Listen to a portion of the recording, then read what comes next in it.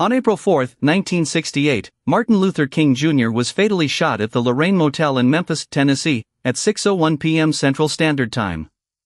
But what really happened in the moments leading up to his assassination?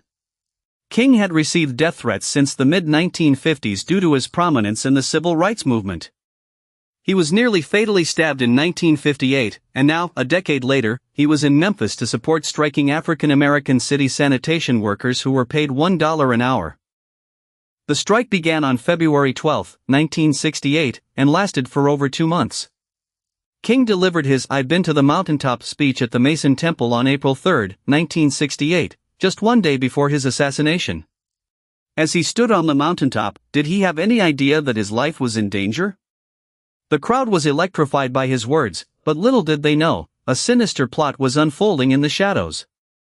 At 6:01 p.m. on April 4, 1968, King was shot by a single .30-06 bullet fired from a Remington Model 760 rifle.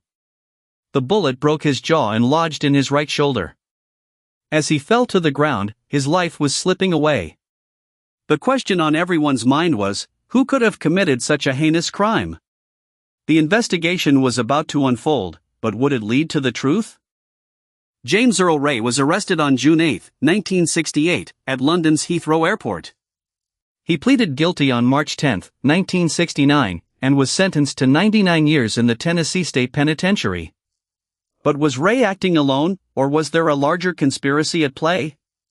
The King family and others believe that the assassination was the result of a conspiracy involving the U.S. government, the mafia, and Memphis police. The FBI was assigned the lead to investigate King's death.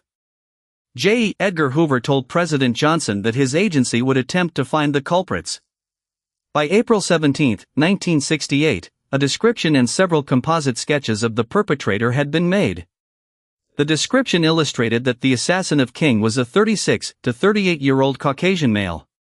But as the investigation continued, more questions arose than answers.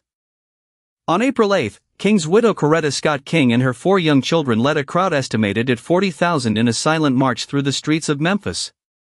The city was still reeling from the assassination, and the nation was in mourning. As the marchers walked, they carried signs that read "Honor King, End Racism." But would their message be heard, or would it fall on deaf ears? The autopsy was conducted on King's body at John Gaston Hospital. The anatomical diagnosis stated that death was the result of a gunshot wound. The medical examiner examined the body, and the findings were used to inform the investigation. As the medical examiner examined the body, he couldn't help but wonder what could have been done to prevent this tragedy. Senator Robert F. Kennedy learned of the shooting before boarding a plane to Indianapolis.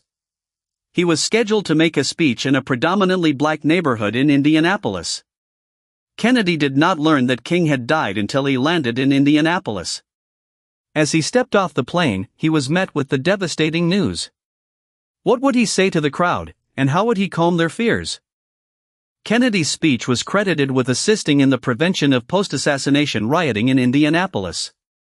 He spoke for 4 minutes and 57 seconds, and his words were laced with emotion and empathy. As he finished speaking, the crowd was silent, but soon, they erupted in applause. It was a moment of raw emotion, and Kennedy's words had helped to calm the storm. President Lyndon B. Johnson was in the Oval Office that evening, planning a meeting in Hawaii with Vietnam War military commanders. But as soon as he learned of the assassination, he canceled the trip to focus on the nation. Johnson assigned Attorney General Ramsey Clark to investigate the assassination in Memphis. As the investigation began, Johnson couldn't help but wonder what other secrets lay hidden in the shadows. The King family filed a wrongful death lawsuit against Lloyd Jowers in 1999 for $10 million. The jury awarded the family $100 in damages, concluding that Jowers and others were part of a conspiracy to kill King. But the allegations and the finding of the Memphis jury were later disputed by the United States Department of Justice in 2000 due to a perceived lack of evidence. As the case continued to unfold, it became clear that the truth was still elusive. As we look back on the events of April 4, 1968, we are still left with many unanswered questions.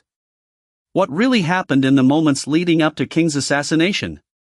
Was it a conspiracy, or was it the act of a lone gunman?